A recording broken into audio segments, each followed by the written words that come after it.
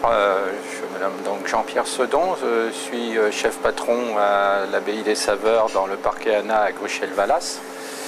Donc aujourd'hui nous allons préparer deux recettes avec pour thème la coquille Saint-Jacques, donc produit de saison on ne peut plus normand et qui peut être festif à l'époque où nous sommes. Donc il y en a une qui sera, je pense, originale, très festive, avec un mélange plein de saveurs, de foie gras, de truffes, si bien sûr le budget le permet, et présentée, je pense, d'une façon assez originale. Et une seconde, un peu plus classique, qui va nous emmener, je dirais, ailleurs, avec les produits d'ici. Donc on va proposer deux recettes bien distinctes et différentes l'une de l'autre. Alors donc, nous allons préparer la première recette de nos Saint-Jacques avec donc le thème de la marmite de Saint-Jacques, mais présentée d'une façon différente qu'on peut avoir l'habitude de le voir. C'est-à-dire que je vais la préparer, la cuire et la proposer au client servi dans un petit bocal, au lieu de le servir dans une assiette. Donc là on aura toutes les saveurs en débouchant ce bocal devant nos convives. Ne pas oublier de ôter le petit nerf qu'il y a sur côté, qui est très désagréable quand on veut les manger. Bien parer le corail. Alors là, au contraire de certaines de mes habitudes, je vais laisser le corail.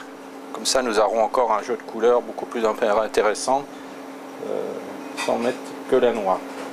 Donc là, j'ai un assortiment de légumes de saison, à savoir la carotte traditionnelle, la carotte orange, la carotte jaune dite la carotte du Doubs, deux sortes de navets, le navet jaune et le navet classique qu'on a beaucoup plus l'habitude de voir sur nos marchés, mais on le trouve aussi sur nos marchés de chez nous. Donc un peu de foie gras, j'agrémente quelques champignons de Paris. Maintenant, rien ne vous empêche de choisir d'autres champignons. Et puis donc l'objet du délit qui va donner toute la saveur à votre plat, quelques lamelles de truffe. Donc je vais disposer mes légumes.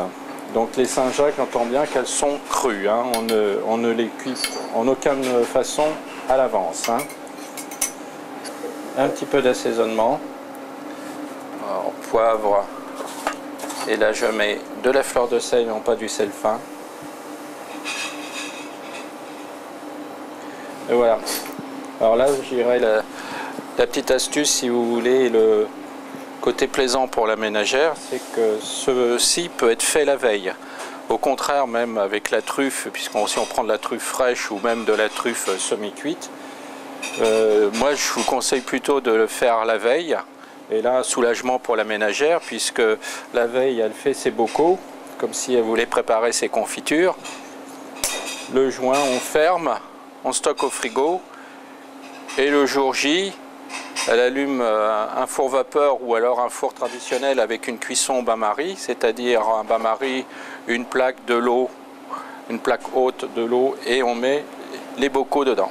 Donc là, vous voyez, on a ce, je pense, superbe jeu de couleurs et de goût qui sera facile à réaliser et qui demande à peu près 20 minutes de cuisson dans un four vapeur, donc à 100 degrés, ou sinon dans un four traditionnel à 160 degrés, toujours à peu près le même temps.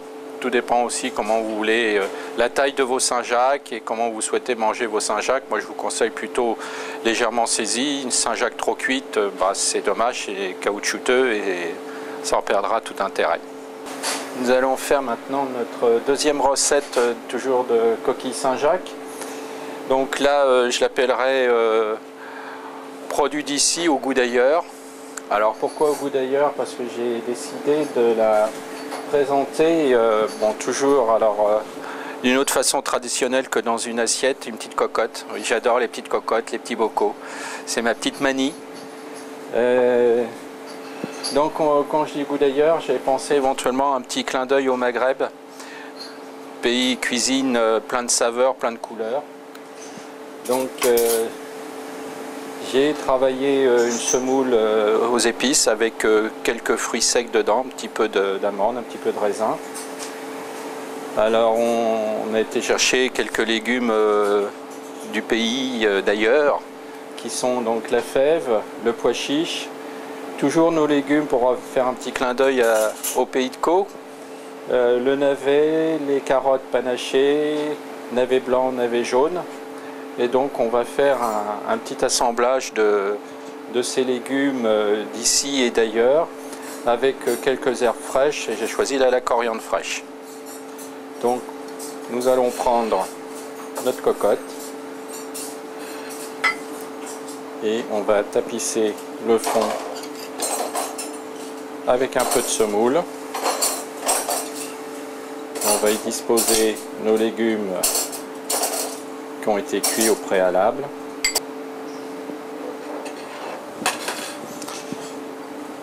Donc voilà. Donc ceci pourra être réchauffé au dernier moment dans un four à chaleur douce. Donc la Saint-Jacques, surtout la laver très légèrement sous l'eau froide, mais jamais dans de l'eau, dans du lait ou dans de la glace, sous peine qu'elle va se raffermir. Ça, c'est une erreur monumentale. Il ne faut jamais laisser la Saint-Jacques dans un liquide quel qu'il soit. La noix est un muscle, elle va se gorger du liquide et quand vous allez la poêler, malheureusement, ça va être une catastrophe. Notre poêle est très chaude. On va donc saisir nos noix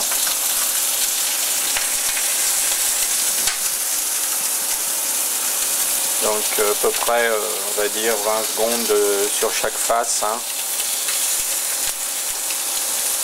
Voilà, pour avoir une légère coloration. Donc vous les disposez harmonieusement. Là, on assaisonne de poivre très légèrement. Toujours de la fleur de sel autant que possible. Toute bonne ménagère doit avoir sa fleur de sel en cuisine. On remet donc notre couvercle. Et on passe au four, un four statique à peu près à 180 degrés pendant 6-8 minutes selon les fours. Un four aucun four n'est pareil, de manière à pouvoir réchauffer l'ensemble. Deux sauces, donc pour rester dans le thème au goût d'ailleurs, donc une sauce dite Colombo à partir d'un curry doux. Donc sauce très douce, très parfumée, selon vos goûts. Ou une autre que j'appellerais sauce méchoui, qui est à la base une concassée de tomates avec un mélange d'épices du Maghreb, là selon vos goûts, selon ce que vous souhaitez comme sauce plus ou moins épicée. Je dirais, faites plutôt une sauce, je dirais, un peu corsée et plein de saveurs, pas trop épicée, vous risquez de casser le goût de vos légumes et de vos noix de Saint-Jacques qui sont quand même des produits délicats.